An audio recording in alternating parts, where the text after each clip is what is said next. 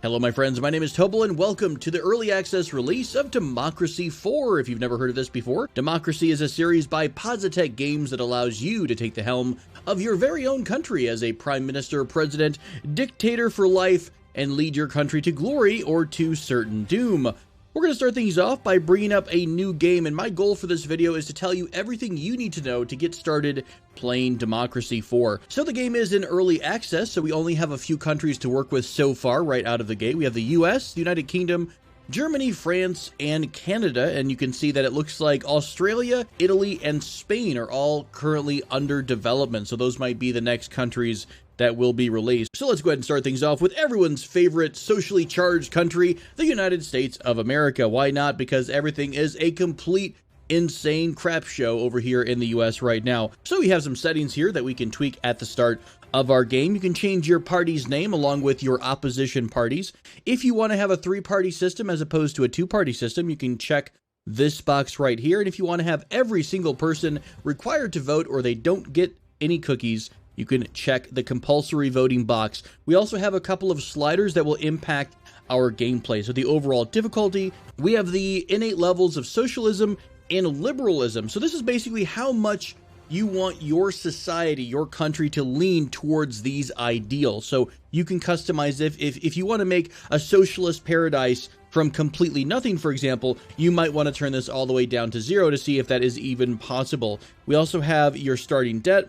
Of course, the United States is in a boatload of debt right now, so, quite accurate there, but that's pretty much it. You can see some other sliders there that would be of use to you in your customization. Now, I believe as things go in early access, every country is going to get a bit of a rebalance for some of these values, so no worries. Again, a lot of this stuff, early access, feel free to jump onto the Discord and give some feedback in the Positech Discord or in their forums. Maybe get a little hand in the development of the game. So here we are. Welcome. Congratulations on your election victory. The first screen we're taking a look at is the current situation at a glance in your country for 6 of these values. So the GDP, the gross domestic product, the health, the education, unemployment levels, crime levels, and poverty levels. You'll get very familiar with these sliders over time. Every time you end your turn, you will see these sliders at the start of the next turn. So here we are. Welcome to the game board. I know it's incredibly intimidating if you've never touched a democracy game before, but don't worry, everything does kind of flow together and it will start to make sense over time. So first off, think of your government split into, very broadly, split into 6 sections: the transportation, law and order, public services, taxes, economy, welfare, and foreign policy. Now, we're looking at a bunch of these different symbols on the map or on the board, whatever you want to call it. I'm going to explain what these are. Anything that's basically black on white. So you can see here there's a little taser, there is a fist holding a needle. These are different policies that can be in place in your government. So sometimes it's more of like an actual policy, like let's all eat, like a healthy eating campaign. That's an active policy that you've enabled. Sometimes it's more like, what's the overall funding level for state schools? So that's more of a slider that you can change left or right. So some of them are an actual policy. Some of them more represent like how much funding some concept is getting in your government. The blue icons are kind of just generic situations. So what's the current oil supply in our country? This is the value over time. We also have our general car usage. How much are our cars being used in our country? Now, whenever you click on one of these situations here, you're going to be looking at causes and effects, and this comes into play really heavily throughout the game. So if I hover over any one of these bubbles here, you'll start to see arrows branching off and lines branching off, leading to different directions. So think of this as green heavily influences something upwards and red will influence something downwards. It doesn't always mean good versus bad. It's just it's having a plus impact versus a minus impact. So if we invest heavily into road building, it's going to positively or bring up the value of, number one, how many people are using cars on the road. So you can see the green arrow leading from road building to car usage. That means that, well, we're building more roads, more people are going to be using cars on those roads. It actually has a really small, you can't really see it, But there's a little small red arrow going to traffic congestion, because the more roads we make, the less congested some of our cities might be because there's new alternate routes. Also, because we have a statewide or a federal-wide program to build roads, it's also going to decrease our unemployment level because we're employing more people. You'll also notice that there are some arrows leading over to some of these phrases on the left-hand side of the screen. These are the different groups that your citizens can be part of. So this is how someone represents and feels about themselves. So they might identify as a capitalist. They might also identify themselves as a parent. They might also be, a patriot and a motorist. So, people in your government can be part of multiple different groups. So when we were hovering over our road example, our road building, you can see that building more roads is obviously going to make motorists happy, right? Because it leads to less congestion and more ways to get where you need to go. And it's going to piss off the environmentalists a bit because more roads means more pollution, right? So it's a pretty basic cause, it's a cause and effect system. It's very, very in depth, and it's very butterfly effecty. You'll notice this starting to hit things really deep down the road. So if we follow the chain, let's take a look at car usage. If we hover over car usage, you'll see that a bunch of things impacts car usage, and car usage impacts a bunch of other things as well. So for example, the fact that we're using more cars is leading to an obesity problem because people are using cars instead of biking or walking. We also have a decrease in the overall value of the environment down here in the bottom part of the screen. So again, all of this stuff is all cause and effect. So some things will impact strongly. As you can tell, it's a little hard to see. I'm not actually sure. I think it's traffic congestion is where, car usage is heavily influencing traffic congestion. You can see the green arrows that are kind of rapidly going between car usage and traffic congestion. The rate at which those little arrows are moving represents how strongly that item will impact down the road. So this is just another way to look at the same information. So here's all of the causes that impact car usage, and this is what car usage will impact down the road. This is the effect of a high level of car usage. So it is, if we take a look how strong it is here, it is strongly adding to the overall situation called traffic congestion. It also, these little values meaning money here, this basically is a cost or a value of some sort. So it's basically increasing the petrol tax income that we're getting because there's more cars being used. The little people symbols represents these groups on the left side of the screen. So the fact that you've got a kind of a plus there, a strong green bar, indicates that this is the current value of car usage in our country is affecting the motorist group strongly, like 24%. So it's impacting how many people consider themselves motorists because, cars are super popular in our country. So that's a very basic explanation of how things are. Obviously, the system is incredibly complex. I'll get into it more as we play. We're just going to go through a little bit of an example, maybe a couple of quarters, just to show you how things are. Now, one thing I haven't covered are these red bubbles on the outskirts of our quadrants here, our sections rather, of the game board. So these are different situations that are, I think they're also called situations. I'm sure there's an actual phrase for what the blue is versus the red. They're generally bad situations. So we have a problem. Maybe they're just called problems, I think. Problems are triggered at a certain value. So antisocial behavior is a result of all of these different factors. Now, some things make it better, like community policing is actually reducing this value. So anything in red, again, is lowering this value down. So community policing is trying to fix antisocial behavior. The fact that we have high levels of unemployment and large amounts of people consuming alcohol is leading to an increase in this problem, right? So this is where the current value is. In order for this to go away, and it's actually doing all of these things, it's making conservatives unhappy, it's raising crime levels, it's decreasing the amount of people who identify themselves as liberal, and it's also negatively impacting our tourism.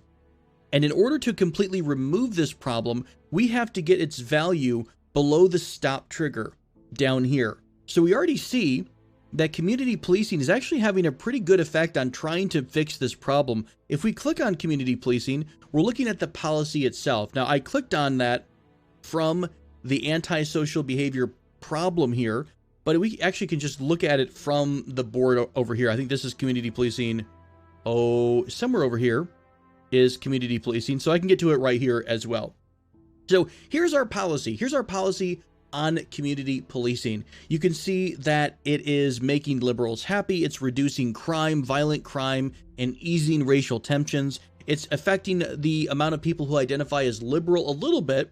It's also slightly reducing unemployment because we are employing a couple of community officers probably. It's also strongly, for the very low amount of money we have invested in this, it's also strongly reducing antisocial behavior and alcohol abuse. So if we wanted to invest more here, we could start sliding this up. Oh man, this is a huge cost. As you can see, as I start to raise the cost, you're looking at as I raise the slider, you're looking at the cost down here raise as well.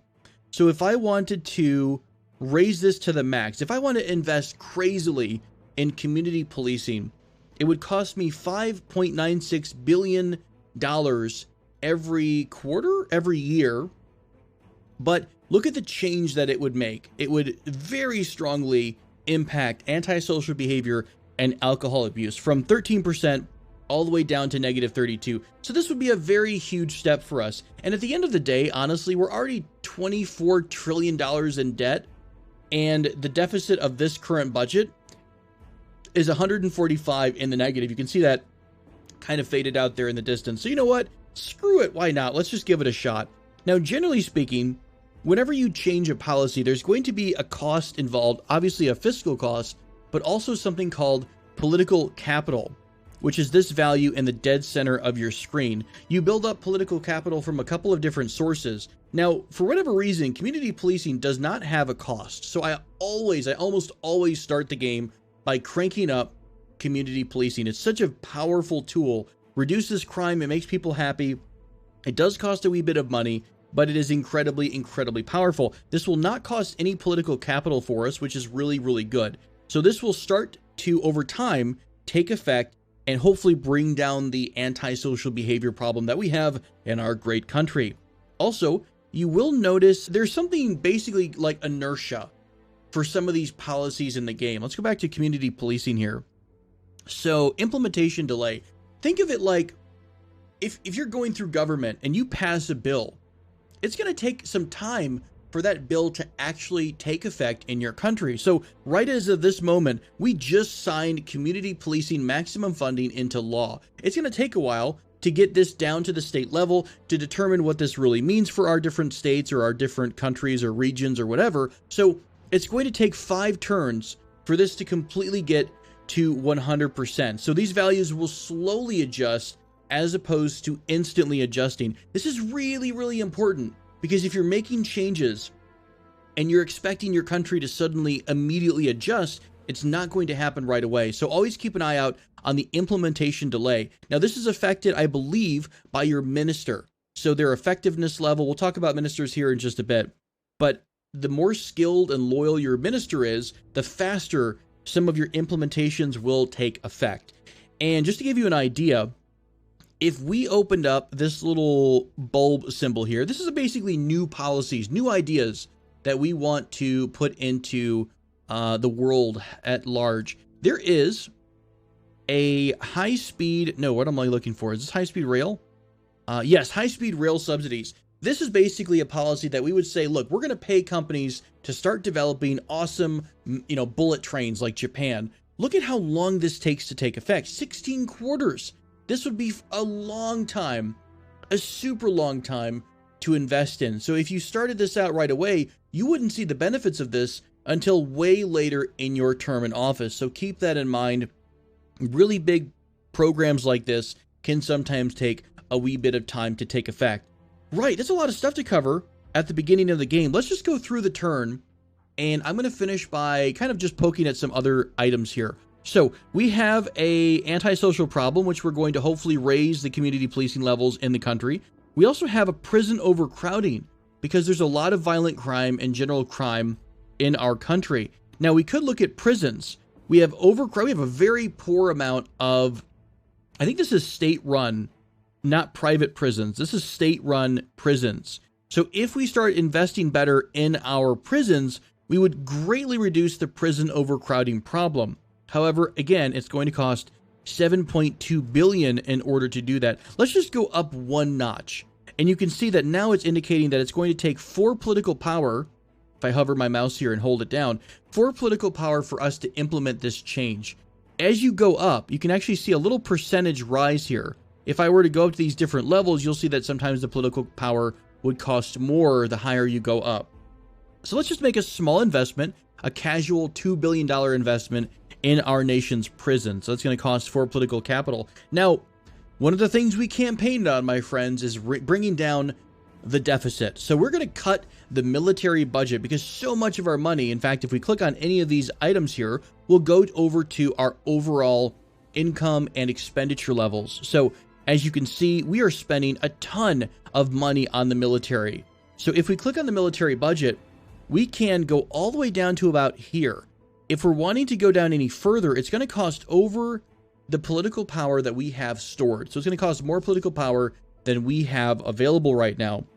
So the best we can do is bring it down from an overwhelming force all the way down to about right here, highly trained. But even doing this small change, which is only going to cost about 1 political power, this is going to reduce our budget from 183 billion all the way down to 140 billion or so. That's great. We're going to basically free up $40 billion in our budget. Awesome stuff. That's a great start. Now, this highlighted portion is showing you the impact your change is going to have. So I think it's the darker version is your old values, and the lighter color is the new value. So we are going to make patriots slightly unhappy. We are going to cause more unemployment, and as opposed to reducing unemployment, it's actually going to reduce unemployment less.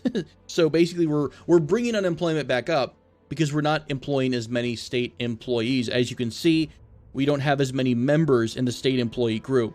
A couple of other things here. People will not view us as much as a strong leader.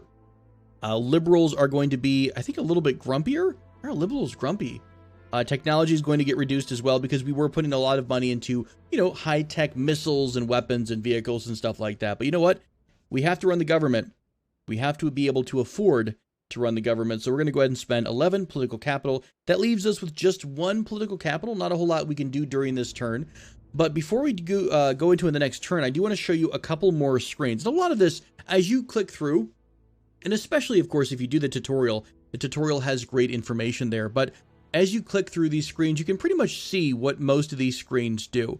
You'll also see a little tip here during the tutorial or during your first playthrough that explains a lot about what's going on. So pay attention to the tooltips. So over time, this is our kind of a chart showing our overall debt, our current income, the global GDP versus our own relative GDP, stuff like that.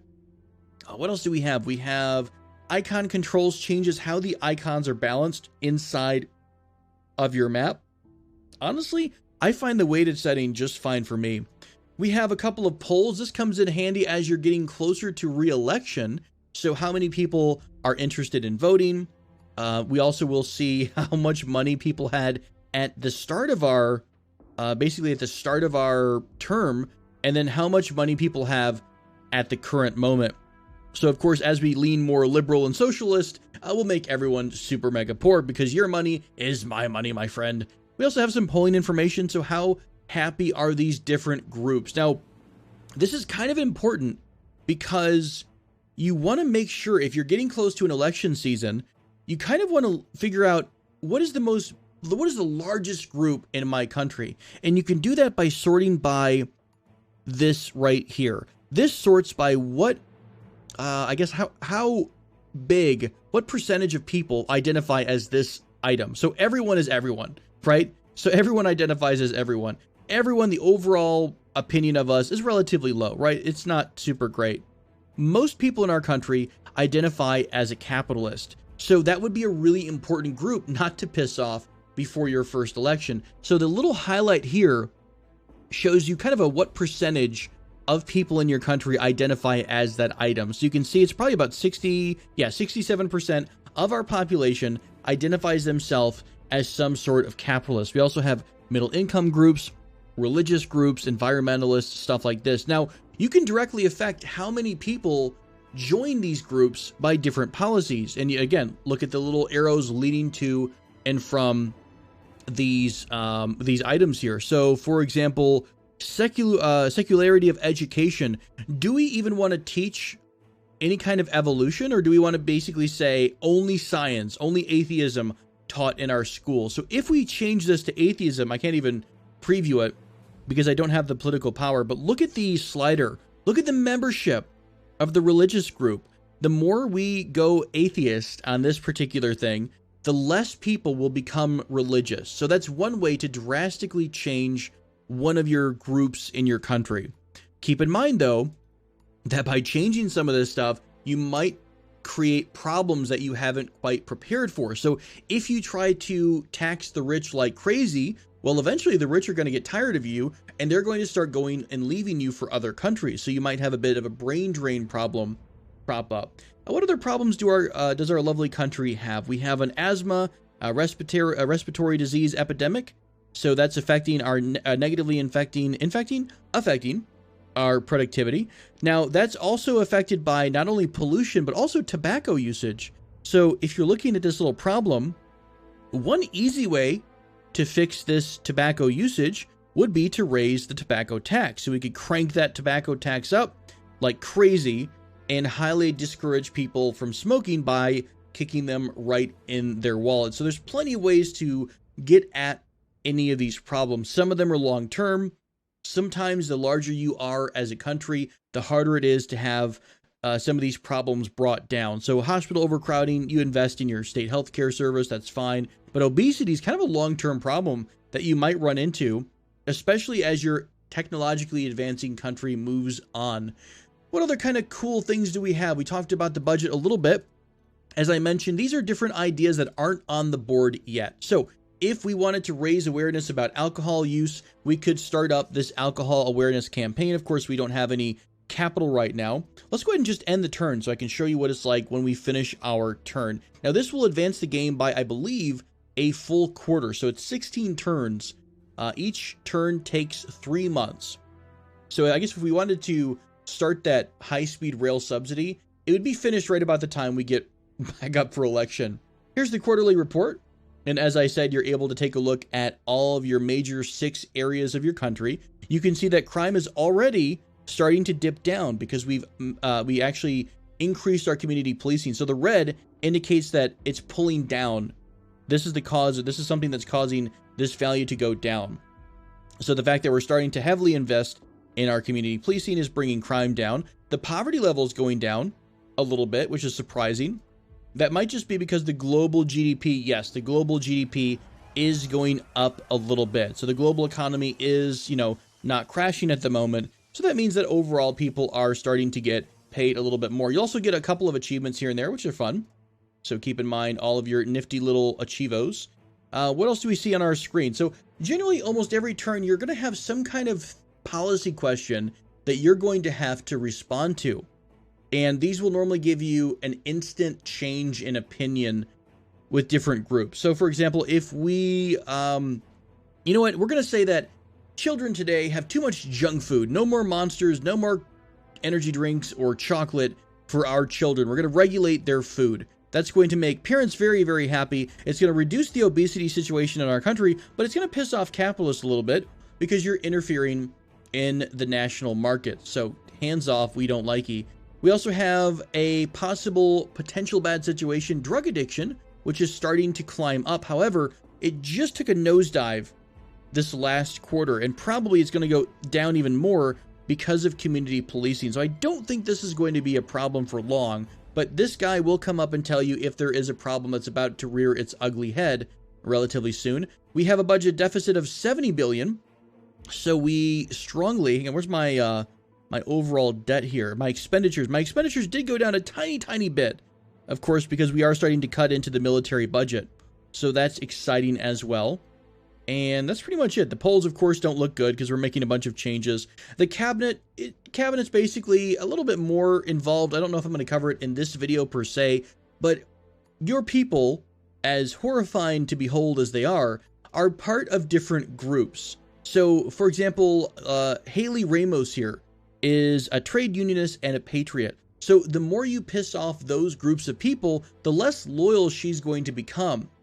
However, the longer you keep someone on board, the more experience they gain and the more effective they become as well. So it's kind of a balancing act. You may want to try to find some ministers that line up with what you intend to make your country long term. So if you intend to completely eliminate anyone in the religious group, for example, you may not want to have a minister who identifies with that type of group. Right, so we've got 15 political power in our hands. Let's go back up to that new policy idea screen. So here's where we can start implementing new policies. So there's a bit of an alcohol problem in our country. If we wanted to start an alcohol awareness campaign, it is going to take 2 political capital. It's telling us that we have 2, so we have 15, and it's going to take 2 out of our 15. It's going to cost anywhere from $221 million to $707 million, depending on where we put the slider. So it comes in at a starting point, and then it looks like it's going to change. It's going to cost like 1 political power to adjust this. So you know what? Let's go for broke. We're going to show videos of people crashing into trees and horrible pictures of stomachs and what alcohol does to your liver. And it's going to be like full VR experience. It's awful. We're not going to make you want to have a drink for the rest of your life. That is the type of alcohol awareness campaign we're going to run. And the only thing it affects right now is alcohol consumption. So again, alcohol consumption is leading to the alcohol abuse problem. So if we reduce the alcohol consumption, that's going to pull down this problem, which then stops negatively infecting all these other problems, right? So again, butterfly effect, all of the stuff that you do is going to lead into something else. So it's kind of a matter of just chase the little arrows every so often. If you're not sure what something does, hover over it, figure out what the problem is, and go from there. I will say that Positech with Democracy 3, one of the most fun things that I've ever experienced was the African DLC. It had all of these different starting scenarios with African nations that had horrible problems that we wouldn't even think of in a comfortable, first world society, whatever. And it was such a challenging feat to try to balance your country out, because you literally would get assassinated by different groups, and you can in fact get popped if you piss off certain groups enough. So for example, if we just piss off the Patriot Party in our country, we might have an armed group that might rise up and try to assassinate us. So it can get a little bit messy, but that is a generic explanation of how Democracy 4 works. I hope that was enough information for you here, packed into a 30-minute or so episode, friends. If you really like this video and you want to see more Democracy 4 content, please do hit the like button. Also subscribe, hit the bell so you can be notified when I make new videos, and I will be happy to start up a brand new campaign. Also, let me know what your country of choice is. What country are you first starting out with in Democracy 4, and which country are you looking forward to that's not already in the game? Let me know in the comments below. Thank you so much for clicking on this video, friends, and watching this all the way through. I appreciate you as always. My name has been Tobel. You've been awesome, and I'll see you next time.